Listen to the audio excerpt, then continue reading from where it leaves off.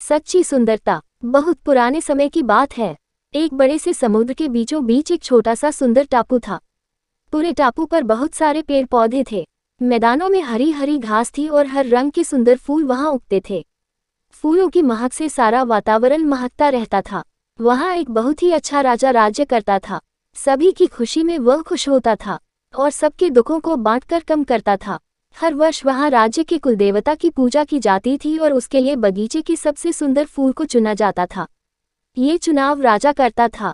उस भाग्यशाली फूल को कुलदेवता के चरणों में चढ़ाया जाता था।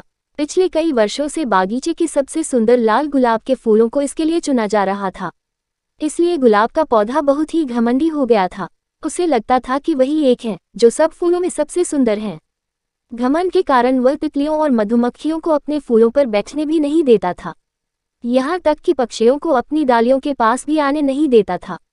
उसके ऐसे व्यवहार के कारण कोई तितली या पक्षी उसके पास आना ही नहीं चाहते थे। हर वर्ष की तरह एक बार फिर वह दिन आने वाला था जब कुलदेवता की पूजा की जानी थी। गुलाब के पौधे को पूरा विश्वास था कि राजा आएंगे और उसी को चुनेंगे। गुलाब के पौधे के पीछे मिट्टी के ढेर पर एक पौधा अपने आप उगाया था। छोटा सा, नाजुक सा। उस पर चमकदार पीले रंग के छोटे छोटे फूल उगे थे। वो एक जंगली पौधा था, इसलिए कभी कोई उसकी ओर ध्यान ही नहीं देता था। उसके फूल छोटे थे लेकिन बेहद सुंदर थे। घंटी के आकार के उन फूलों की पंखुड़ियां किनारों पर गहरे लाल रंग की थी।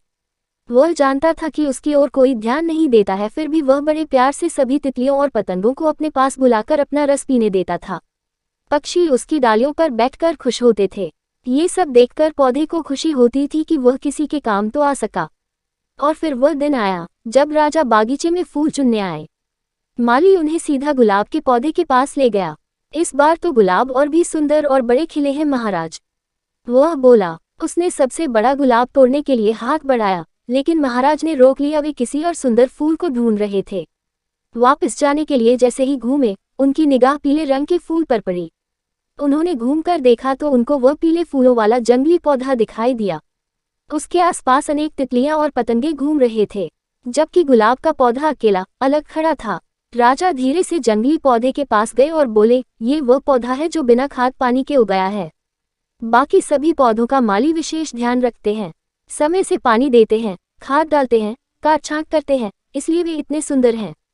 लेकिन यह वह पौधा है जो अपनी हिम्मत से खड़ा है, फिर भी कितना स्वस्थ है, सुंदर है। सबसे अच्छी बात यह है कि इसके अच्छे स्वभाव के कारण सभी तितलियां उसके पास आकर बेहद खुश हैं। यही है सच्ची सुंदरता, इसलिए कुलदेवता की पूजा के लिए मैं इस जंगली फूल को चुनता हूँ। आज का वीडियो कैसा लगा? अगर अच्छा लग रहा है तो लाइक करिए, कमेंट करिए, शेयर करिए, सब्सक्राइब करने के लिए ना भूलें। फिर मिलूंगे ऐसे एक सुंदर सा स्टोरी के साथ। नमस्ते।